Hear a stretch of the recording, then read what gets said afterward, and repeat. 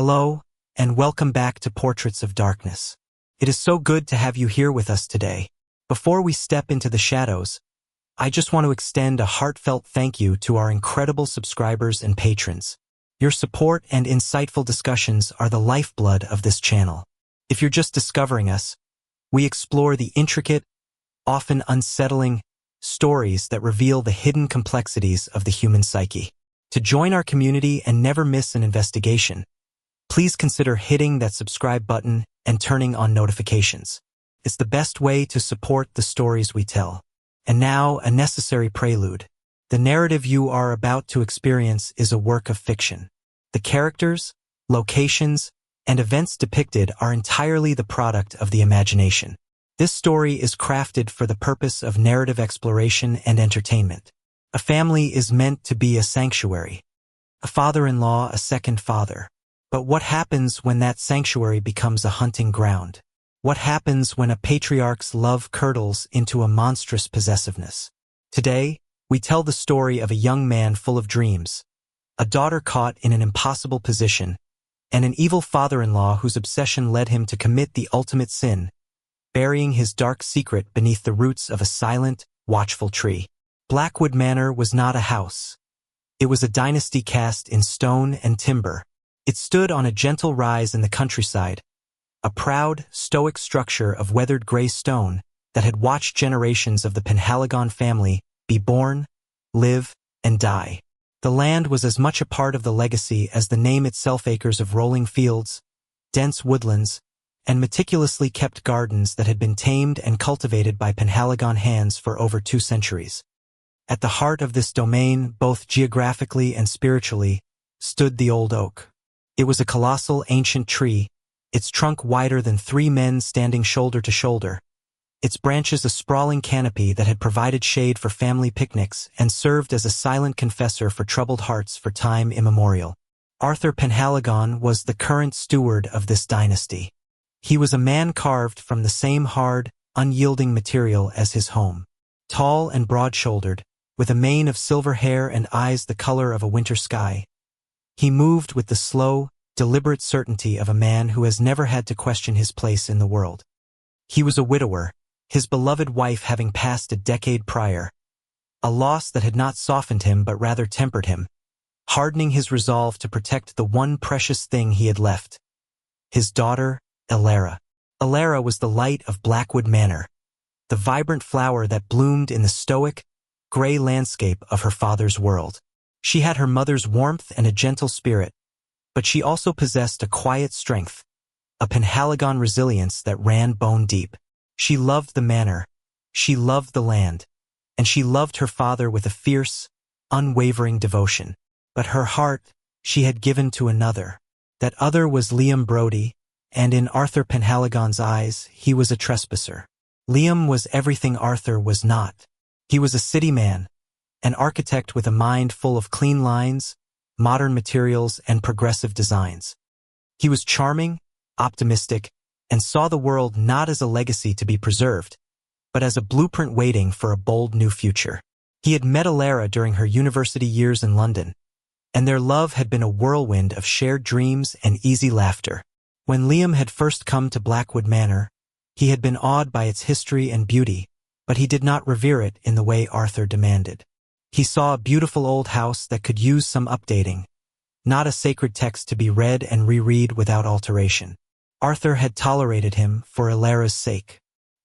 He had watched with a cold, coiled stillness as this outsider had courted his daughter, as he had placed a ring on her finger, as they had married under the boughs of the old oak itself.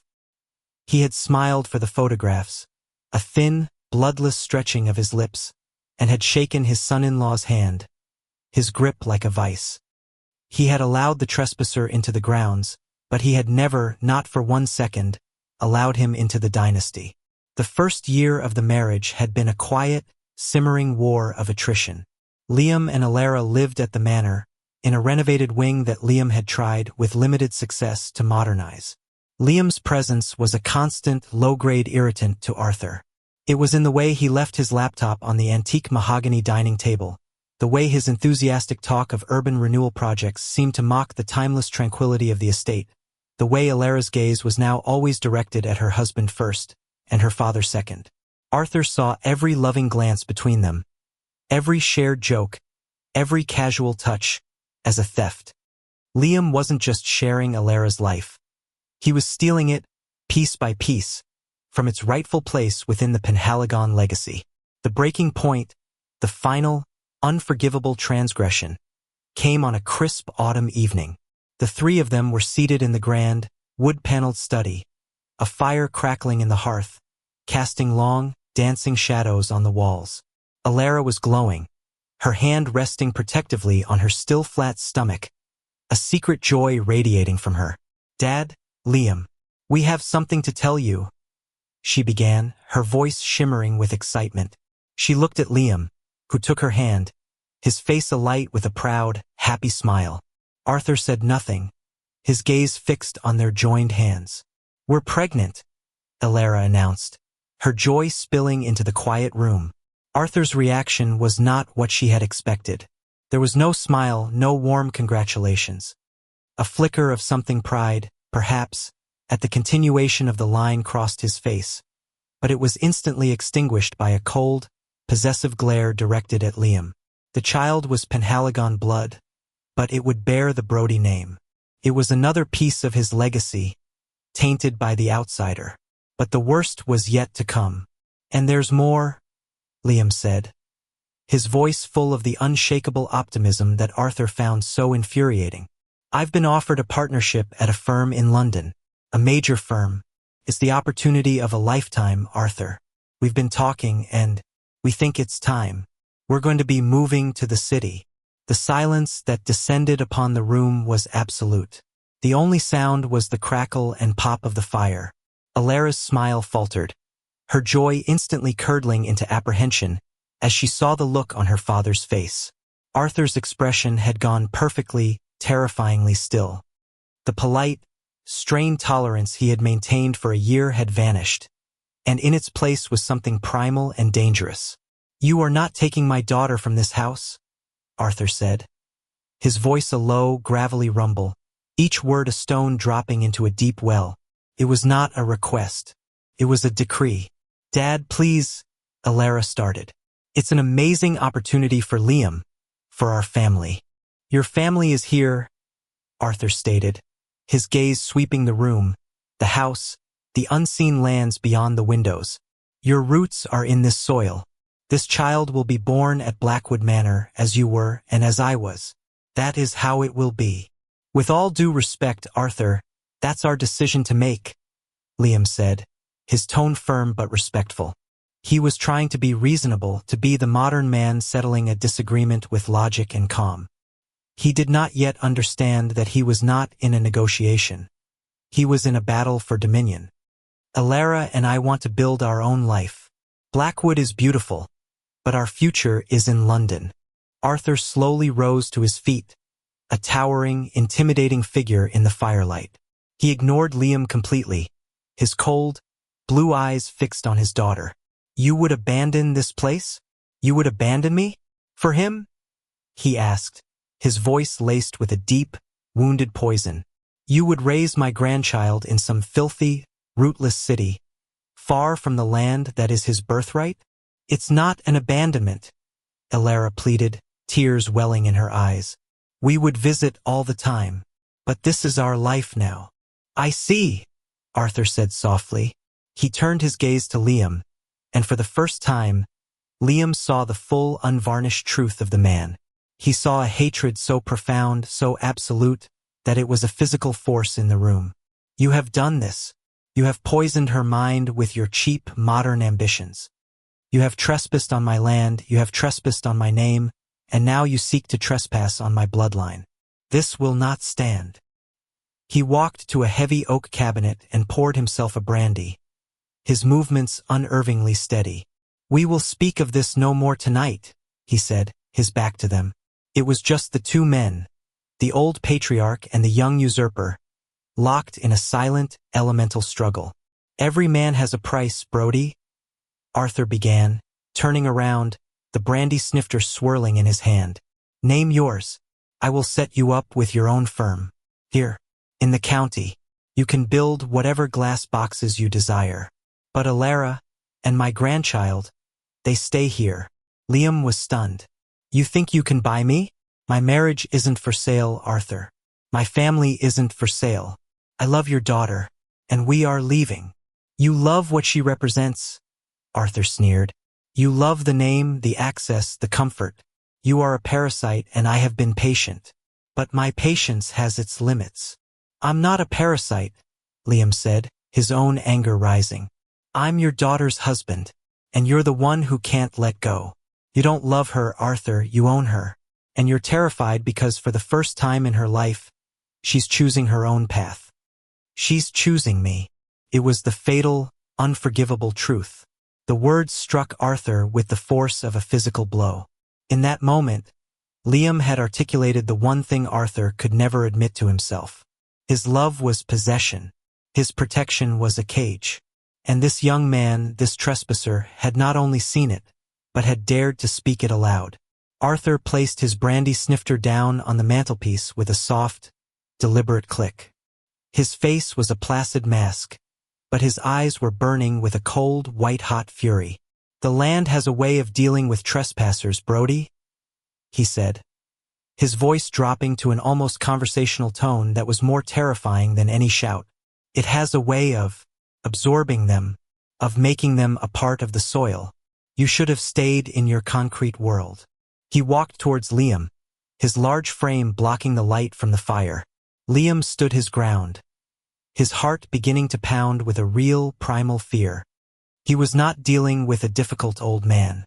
He was dealing with something far older, far more dangerous.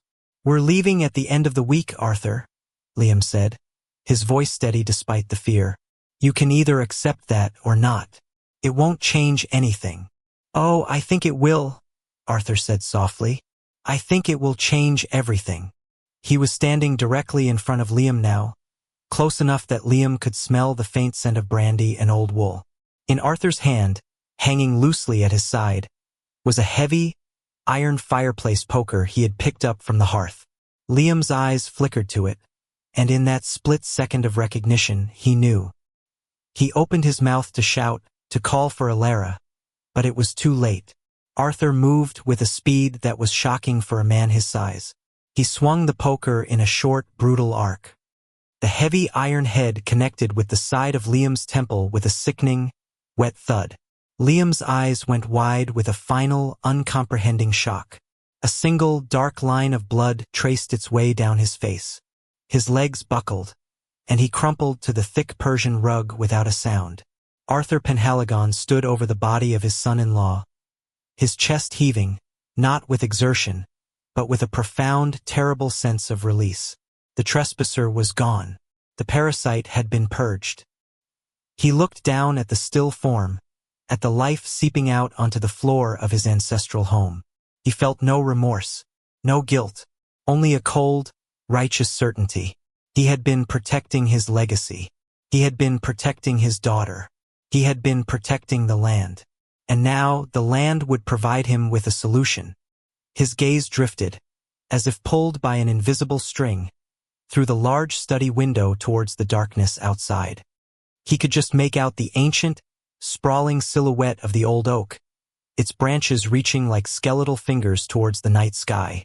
The tree was the heart of his family, the heart of his land. It was a place of birth, of life, of memory. And now it would be a place for a grave.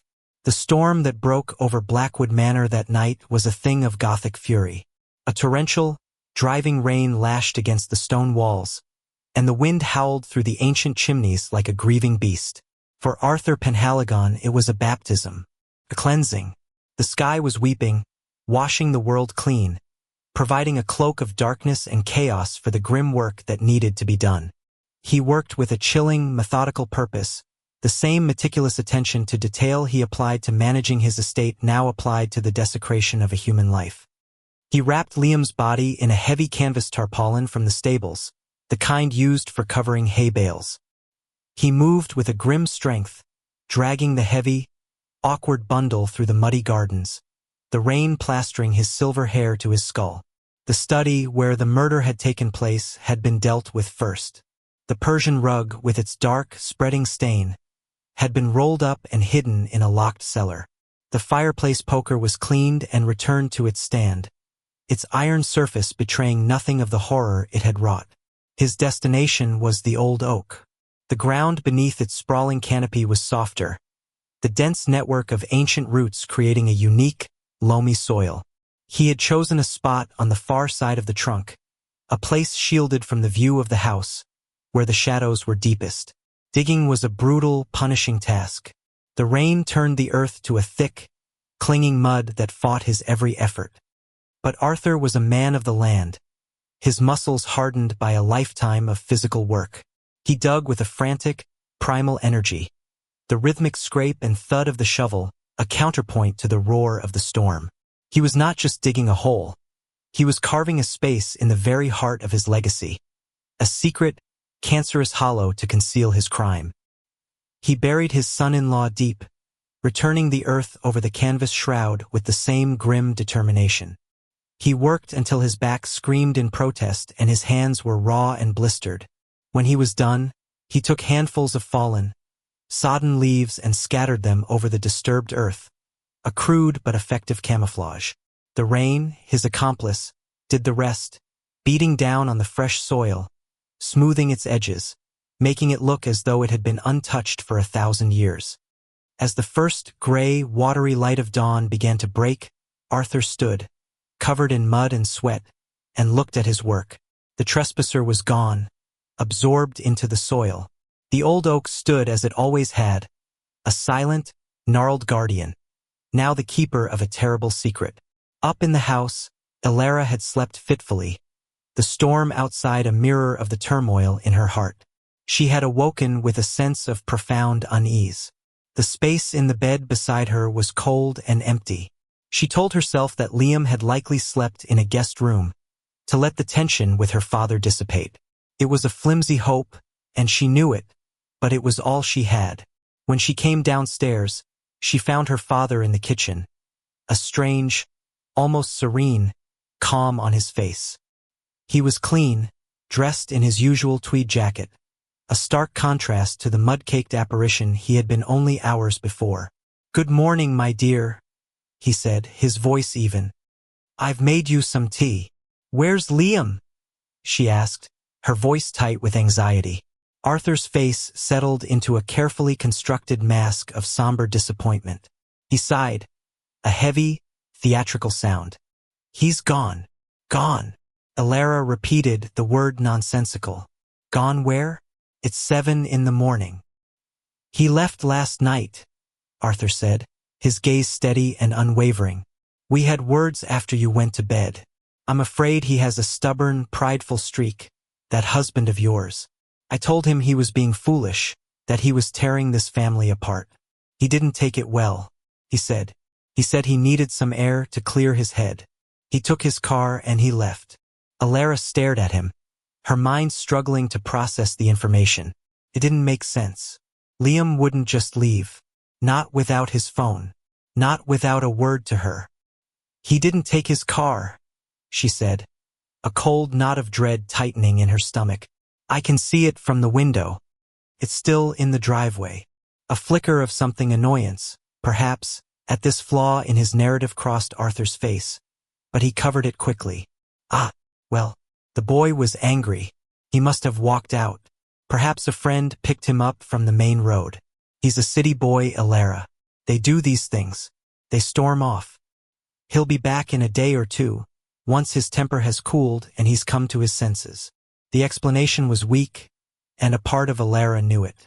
But the alternative, the one that was too monstrous to contemplate, was still buried deep in her subconscious. She wanted to believe her father. She needed to, so she clung to the story he offered her, a lifeline of denial in a rising sea of fear. But the day passed, and there was no word from Liam. No text, no call. His phone, which she found on his nightstand, remained silent. Her calls to it went straight to voicemail. She called his friends in London, his parents. No one had heard from him. With every passing hour, the flimsy scaffolding of her father's story began to groan and buckle under the weight of an impossible reality. Liam would not do this. He would not leave her, not now, not when she was carrying their child. He would not leave without his wallet, which she found in the pocket of the jeans he had worn the night before. By the second day, her anxiety had sharpened into a cold, terrifying certainty that something was terribly wrong. She confronted her father again, her voice shaking. "Something has happened to him, Dad. I know it. We have to call the police." Arthur's reaction was one of carefully calibrated concern, laced with a patronizing paternalism. "Now, Alara, let's not be hasty. You're emotional. It's the pregnancy. Calling the police will only cause a fuss. Imagine the embarrassment when he walks through that door tomorrow with his tail between his legs.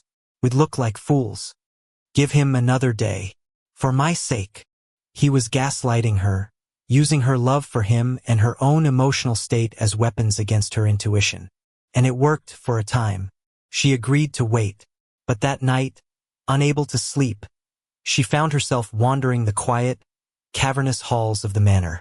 She found herself standing outside the study. The door was ajar. She pushed it open and stepped inside. The room was clean, immaculate. The fire had been swept, but the Persian rug was gone. In its place was a smaller, less ornate one from the parlor. "It was being cleaned, my dear," her father's voice said from the doorway, making her jump. "There was a wine stain on it from last week. I sent it to the specialists in town." Another explanation. Another neat, plausible lie to patch a hole in a story that was rapidly coming apart at the seams.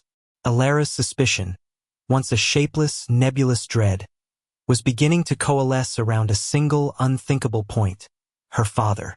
She started to watch him, her fear making her senses preternaturally sharp. She noticed things she hadn't before. She noticed the faint, angry-looking blisters on his hands, which he dismissed as being from some gardening work. She noticed the way his gaze would often drift towards the old oak, a strange, proprietary look in his eyes.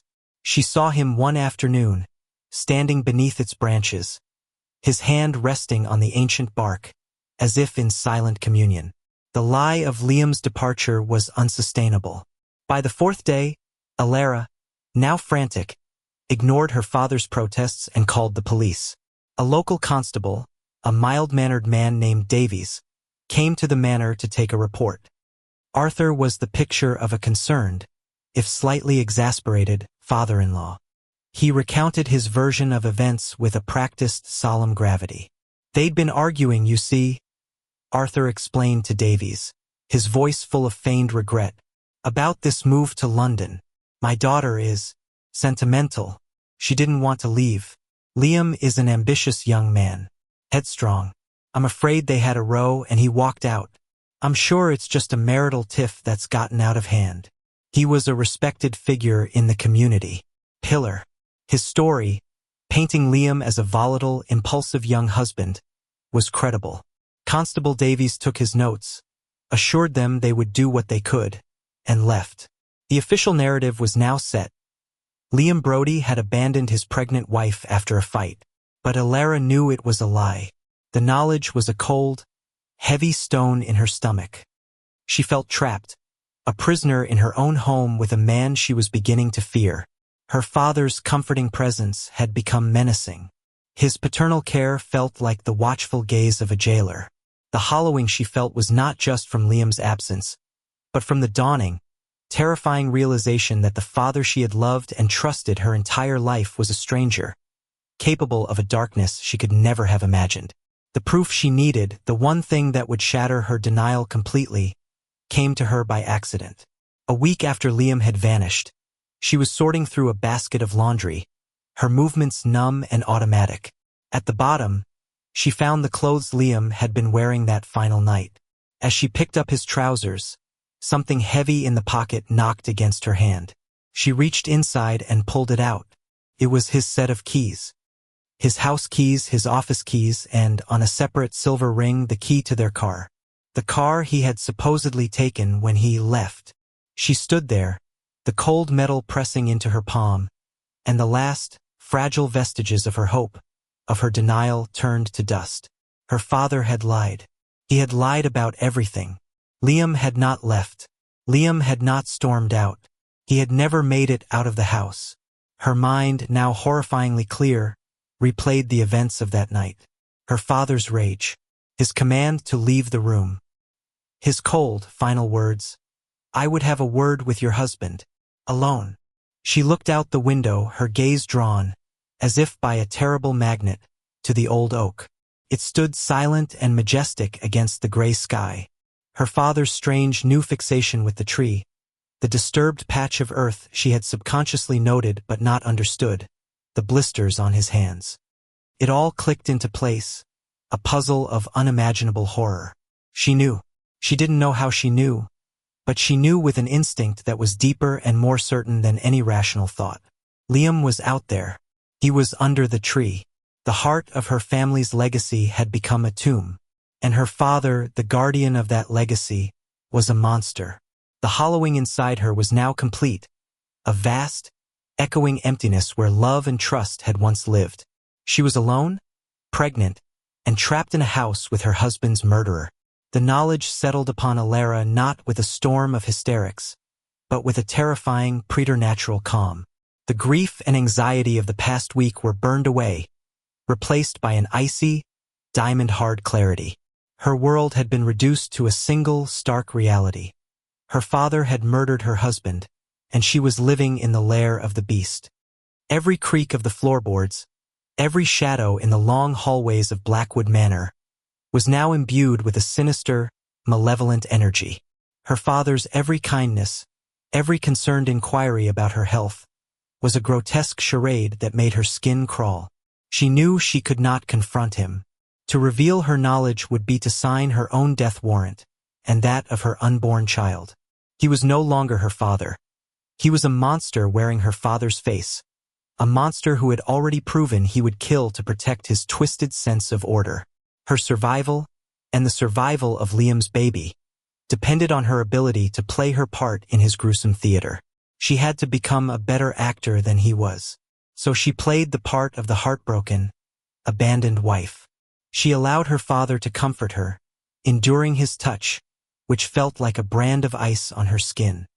She spoke of Liam in the past tense, letting him believe that she was beginning to accept the cruel narrative he had constructed. "Perhaps you were right, Dad," she said one evening, her voice a perfect imitation of weary resignation. "Perhaps he just couldn't handle the pressure. He was never as strong as he looked." She saw the flicker of triumph in Arthur's eyes, the deep, satisfied relief of a man whose lies have been accepted as truth. He believed he had won. He believed he had successfully erased Liam, not just from the physical world, but from his daughter's heart as well. This arrogance would be his undoing. While she played the part of the compliant daughter, Alara was secretly planning her escape. But she knew she couldn't just run. She had no proof. It would be her word, the word of a hysterical, pregnant woman against that of Arthur Penhaligon, a respected landowner. She needed evidence. She needed to expose the truth. She needed to unearth the secret that was buried beneath the old oak. She began to observe her father's movements with a cold, calculating precision. She confirmed what she had suspected. He had developed a strange, new ritual. Every evening, just as dusk began to bleed across the sky, he would walk out to the old oak. He would stand there for a long time, sometimes with his hand on the trunk, sometimes just staring at the ground at its base. He was a guard, standing sentinel over his hidden crime. Her opportunity came nearly 2 weeks after the murder. Arthur announced he had to go into town for a meeting with his solicitor, an all-day affair. The moment his car disappeared down the long, winding driveway, Alara sprang into action. She knew she had limited time. She put on a pair of old gardening gloves and took a small hand trowel from the potting shed. Her heart was a frantic, hammering drum against her ribs, but her hands were steady. She walked to the old oak, the place of her wedding, the symbol of her family, now a site of desecration. She went to the spot on the far side of the trunk, the place her father was always watching. The ground looked normal, covered in a thick carpet of autumn leaves. But as she knelt and began to scrape away the leaves, she saw it. The soil was subtly different here, darker, less compacted. She began to dig. The work was slow, agonizing. Every scrape of the trowel against the earth felt like a violation. She was terrified of what she might find, yet driven by a desperate need to know, to confirm the horror that her mind had already accepted. She dug for what felt like an eternity, her breath coming in ragged gasps, tears of grief and rage streaming silently down her face. After digging down about a foot, the tip of her trowel struck something that wasn't a stone or a root. It was something soft with a give to it. A sickening, sweetish odor of decay, faint but unmistakable, rose from the disturbed earth. Her hand shaking, she cleared the soil away from the object. It was a piece of dark, heavy fabric. Canvas. She knew she could go no further. She couldn't unearth the body herself. But she had what she needed. She had the proof of the grave. She carefully replaced the soil and the leaves, her movements precise, leaving the site as undisturbed as possible. She ran back to the house, her mind racing. She called the one person she could trust to believe her, the one person who had a reason to question the official story. She called Constable Davies. "It's Alara Brody," she said, her voice a low, urgent whisper. "You need to come to Blackwood Manor. Now, do not call the house. Just come. And bring a shovel." Davies, to his credit, heard the terror and conviction in her voice. He had had his own nagging doubts about the case, about the neatness of Arthur's story and the utter disappearance of Liam Brody. He arrived less than an hour later, his expression grim. Alara met him at the end of the driveway, away from the house. She told him everything. Her suspicions, her father's lies, the missing rug, the car keys, and finally, what she had found beneath the tree. Davies listened, his face growing paler with every word. Together, they walked to the old oak. This time, Davies used a full-size spade. It took only a few minutes of digging in the spot Alara indicated to uncover the edge of the canvas tarpaulin. The odor was stronger now, undeniable. This was no longer a missing persons case. It was a gravesite. Davies immediately called for backup, his voice tense and official.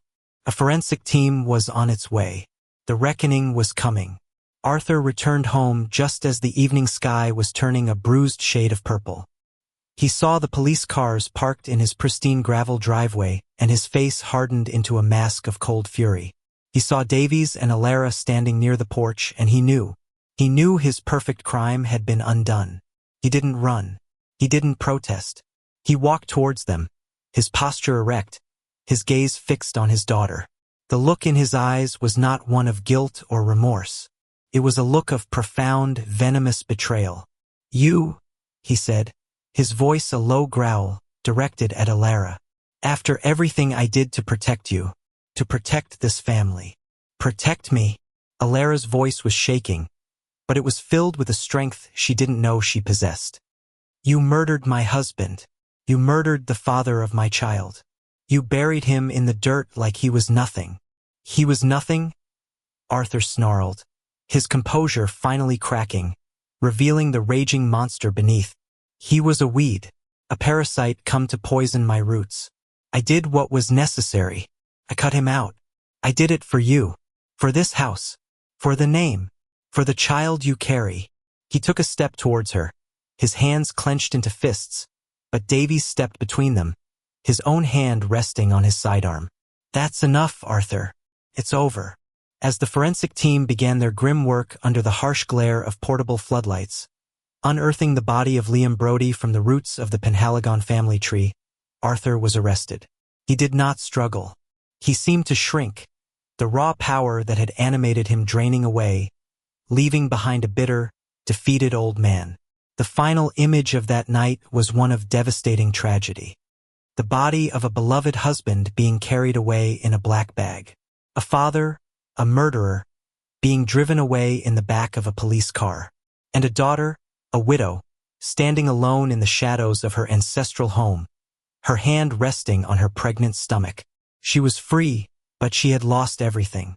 The house, the land, the name, the legacy her father had killed to protect was now irrevocably tainted, its roots watered with the blood of an innocent man. The old oak stood silent, its ancient branches stark against the night sky, a monument not to a family's